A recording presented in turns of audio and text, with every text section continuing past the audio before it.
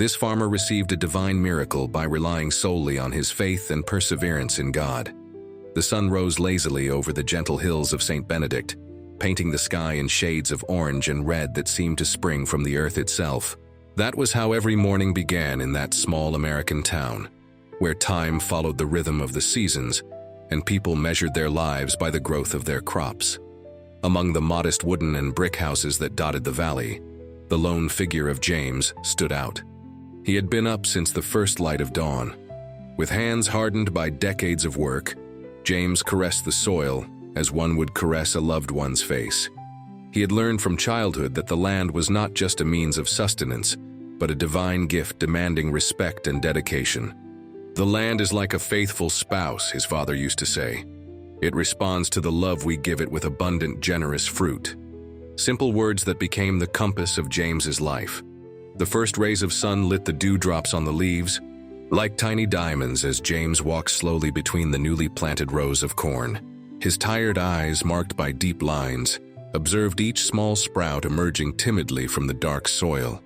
They were like children in need of care and protection, and James knew it was his duty to watch over those fragile lives until they were strong enough to face the world's hardships. St. Benedict was like so many other small towns lost in the rural heartland, a place where traditions were passed down through generations, where everyone knew each other by name, and where faith was the foundation that sustained the community in its hardest times. James was born there, grew up there, and started his family there. It was also where he buried his mother and father, keeping in his memory every teaching, every piece of advice, and every story they had ever entrusted to him.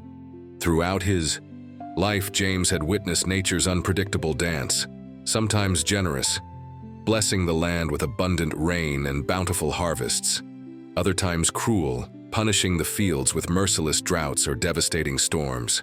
He learned that to live off the land was to accept this game of uncertainties, to trust that after the storm, the sun would always shine again. "My son, faith is like a seed," his father would say in long conversations by the glow of a kerosene lamp. "Plant it in your heart and water it every day with prayer and good deeds.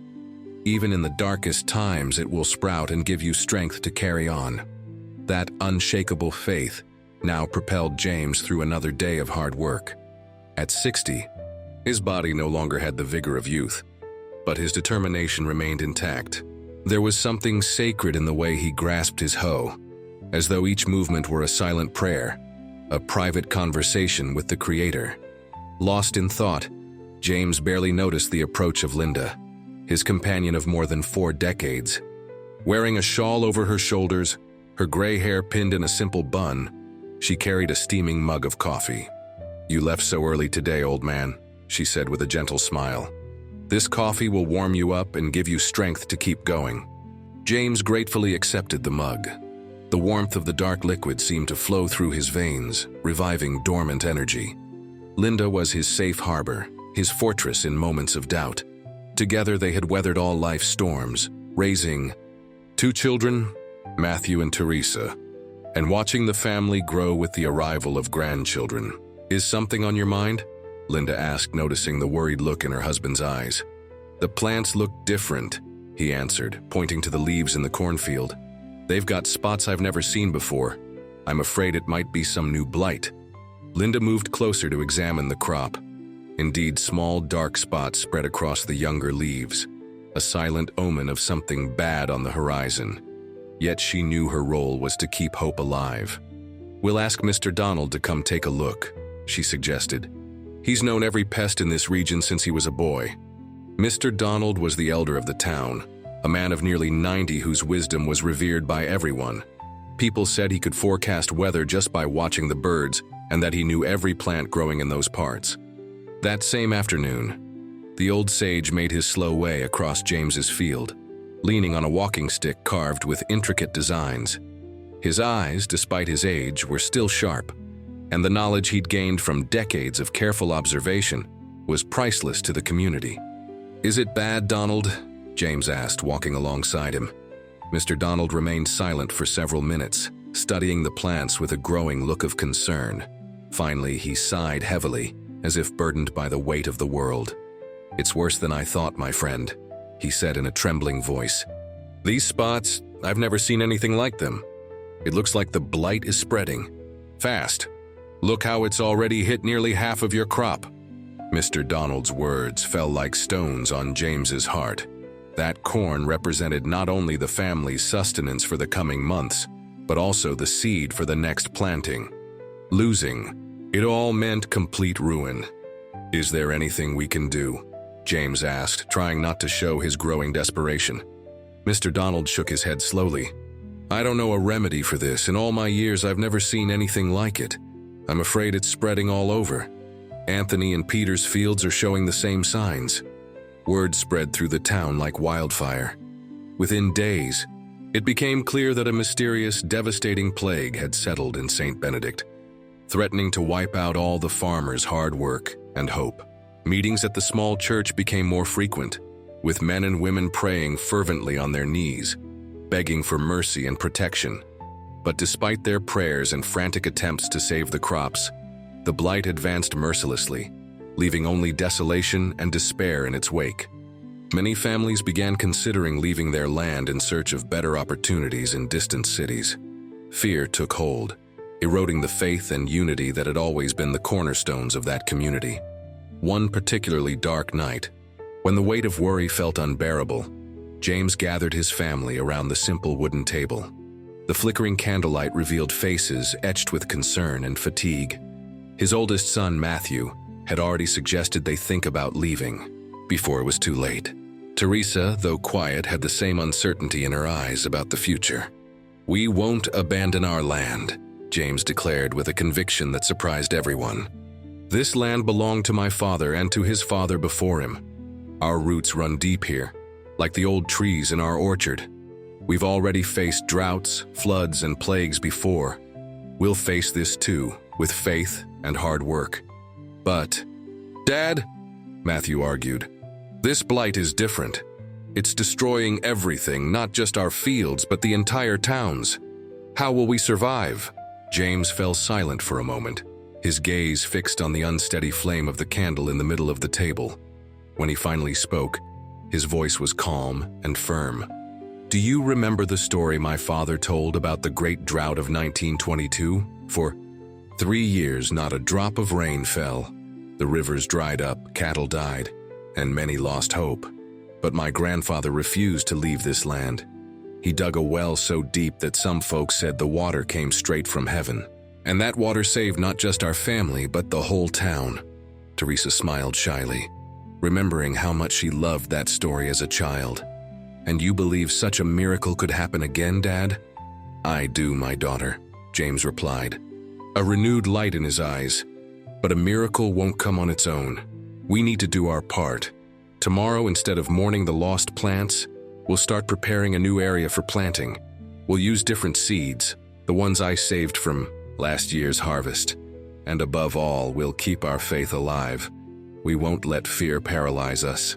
Linda, who had been silently observing, stood up and placed a hand on her husband's shoulder. "I'm with you, old man. I always have been, and I always will be." Before sunrise the next morning, James was back in the field. But this time, he wasn't alone. Matthew and Teresa had decided to stay and fight alongside their parents. And not just them, others from the community soon arrived, bringing tools, seeds, and most importantly, a renewed will to face adversity. Inspired by James's refusal to give in to despair, the farmers of St. Benedict launched a collective effort to save what remained of their fields and prepare new areas for planting. The women organized prayer groups, meeting daily to lift their voices in supplication. Children were taught to carefully watch the plants for the first signs of the blight, allowing affected areas to be isolated quickly. Mr. Donald, despite his advanced age, was a constant presence in the fields, sharing his ancestral knowledge of medicinal herbs and alternative farming methods. He showed the farmers how to prepare a mixture of certain plants that, although it didn't fully eradicate the blight, seemed to slow its spread. Our ancestors faced similar challenges, the old man would say, demonstrating how to apply the mixture to the leaves. They didn't have the resources we do now, but they had something just as powerful: the ability to observe nature and learn from it. Weeks stretched into months of tireless hard work.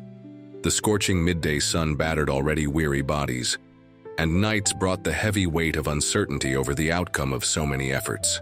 Still, no one gave up. James's determination had lit a flame of hope that now shone throughout the entire community. During this time, it became common to gather each evening in the small central square of the town. Under a starry sky that seemed endless, they shared stories of overcoming hardships, sang old songs about faith and perseverance, and renewed their commitment to the land and to one another. On one of those nights, under the glow of a full moon, Mr. Donald asked for everyone's attention. The crowd immediately fell silent, eager to hear the elder's wisdom. "My dear friends," he began, his voice thick with emotion, "I am an old man who has seen many things in this life. I've seen crops flourish and fail, families thrive, and others leave for new beginnings. But never in all my years have I witnessed anything as powerful as what I see in our community right now." The sage paused, his eyes traveling across the attentive faces around him. "The blight attacking our fields is terrible. Yes, but it has shown us something we may have forgotten, that we are stronger together than apart, that our real harvest isn't just what we take from the land, but what we cultivate in our hearts." Mr. Donald's words stirred something deep within each listener. It was true that adversity had brought the community closer than ever before. Neighbors who barely spoke were now toiling side by side in the fields. Old grudges were set aside for the common good. The town breathed a new spirit of unity and solidarity. Yet nature still had another challenge in store for them. One summer night, when the heat was so oppressive that sleep was nearly impossible, the sky suddenly turned a fiery red. Shouts of alarm echoed through the streets. "Fire! There's a fire in the fields!" An enormous blaze was racing swiftly toward St. Benedict, driven by powerful gusts of wind that seemed to come from nowhere. Voracious flames devoured everything in their path, turning months of labor into ash. Panic spread as families ran to save whatever they could. James, awakened by the cries, rushed out of his house, heart pounding at the apocalyptic scene before him.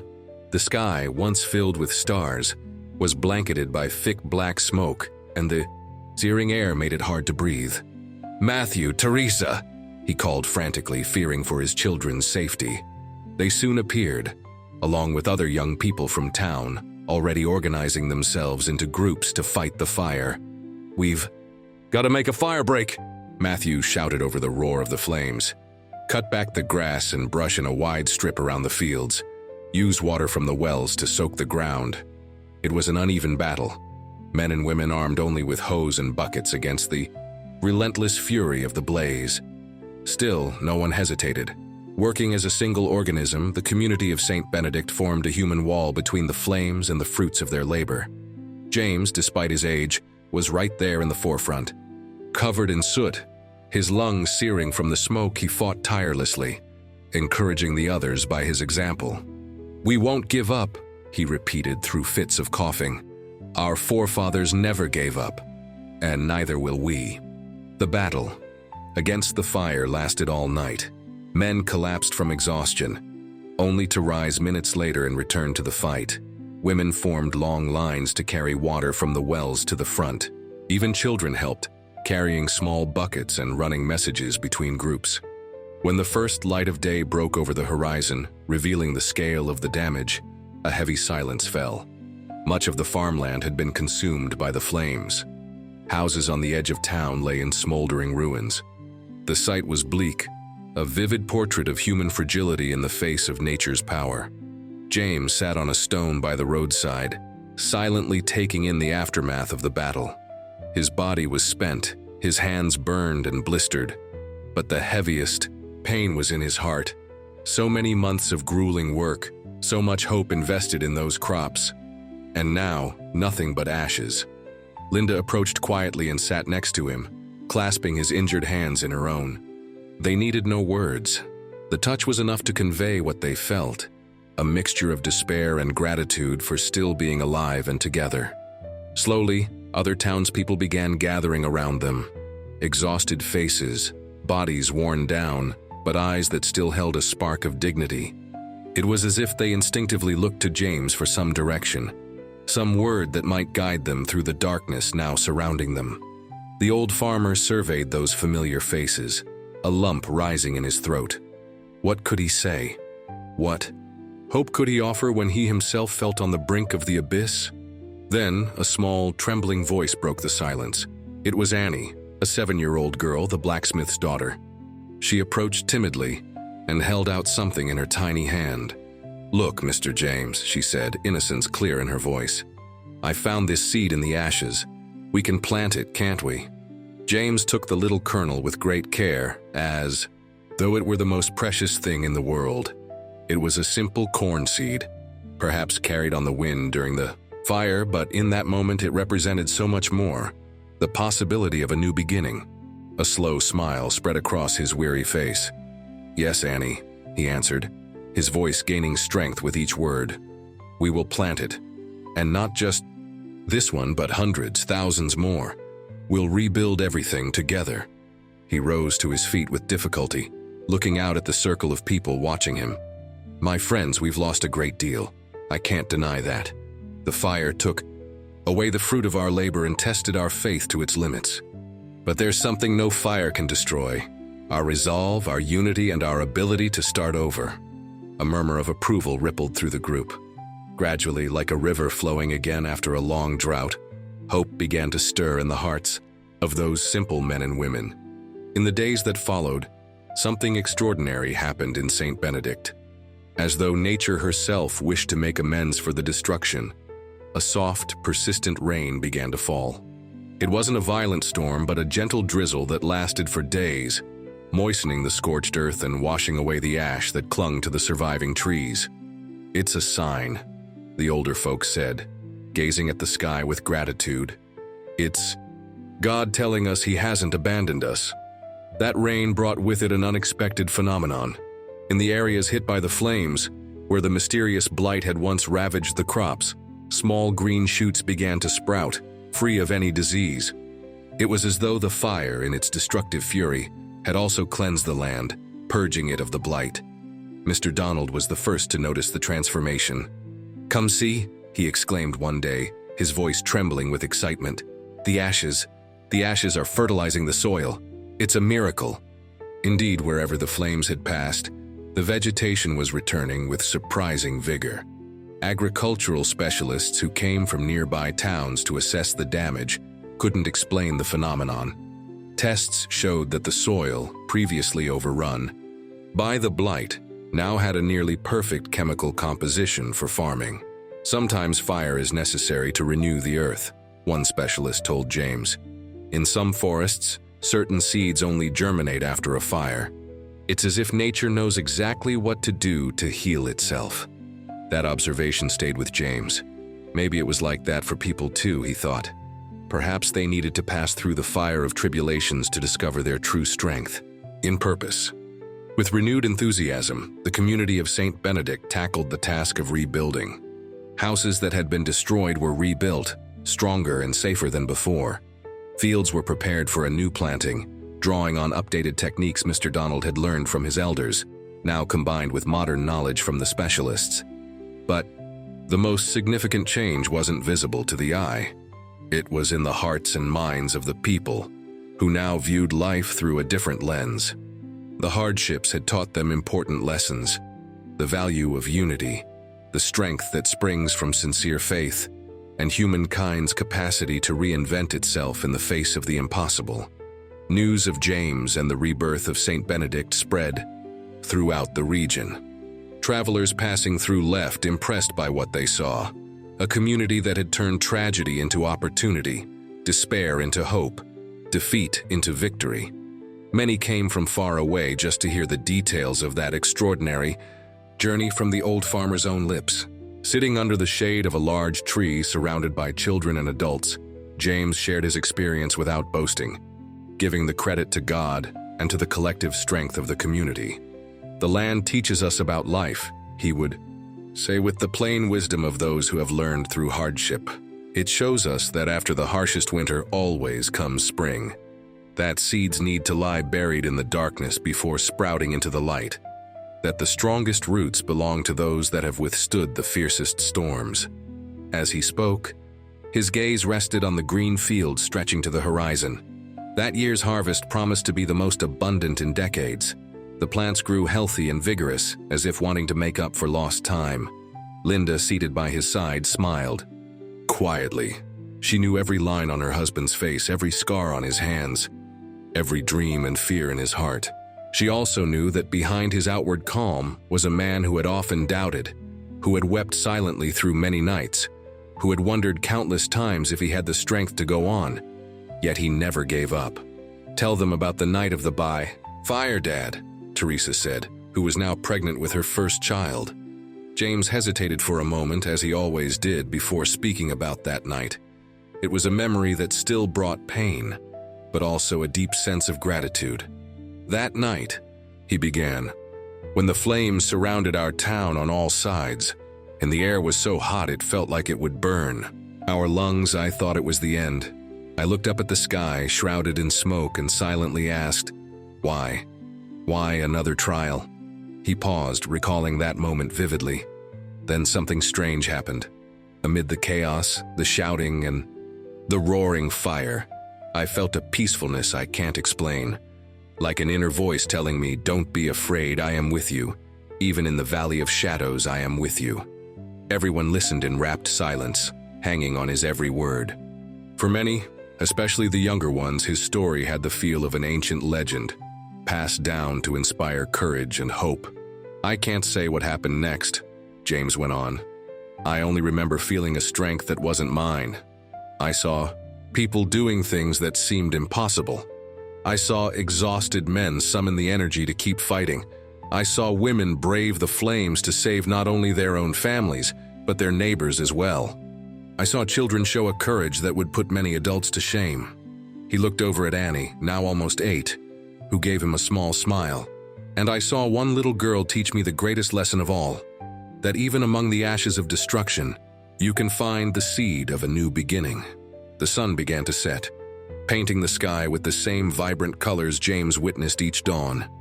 It was a constant reminder of life's eternal cycle: birth, growth, death, and rebirth. One he had witnessed countless times in his fields and now saw reflected in the story of his community. "My friends," the old farmer concluded, "if there's one thing I've learned in my long life, it's that true faith doesn't spare us from storms. It gives us the strength to sail through them. And when we finally reach the other shore, we find that we're no longer the same. We're stronger, wiser, and more human." His words lingered in the air like a blessing as the group gradually dispersed to return to their homes. Night fell, offering rest to tired bodies and peace to restless souls. James and Linda remained, seated side by side, hands intertwined in a gesture that required no words. Before them lay the fields of St. Benedict, living proof that perseverance, faith, and love can transform even the most desperate situations. Over the seasons, the story of St. Benedict's comeback spread to far-flung places. Farmers from neighboring towns began journeying there, eager to learn the secrets that had turned ashes into fertility. Prosperous landowners and humble field workers alike, all sharing the same pursuit of wisdom, sat at James's feet to hear his tales. "I have no secrets," he would tell them, "only what I learned from my father, who learned from his.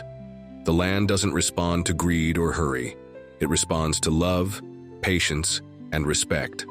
Simple words, spoken without any pretense, yet filled with a profound truth that resonated in everyone's heart. In a world increasingly driven by haste and easy profit, James's example reminded people of values that were at risk of being forgotten. One afternoon, while overseeing the harvest with Matthew, James felt a twinge in his chest. It wasn't a sharp pain, more like a silent warning that time was catching up with him. At 65, his body was showing signs of wear that even his iron will could not stave off. "Dad, are you okay?" Matthew asked, noticing the sudden pallor on his father's face. "I just need a bit of rest," James replied, forcing a smile. "These old legs aren't what they used to be." But both Matthew and Teresa knew it was more than simple fatigue. Over the next few months, they watched with growing concern as their father's health slowly declined. James kept working, at a more measured pace, refusing to stay indoors. "The land calls me," he would say when Linda insisted he take it easy. "And as long as I can answer that call, I will."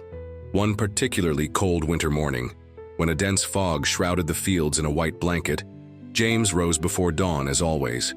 He dressed quietly so as not to wake Linda and set out on his daily walk. There was something different in the air that morning, a stillness that seemed to suspend time. Walking slowly among the rows of corn nearly ready for harvesting, James reflected on his life.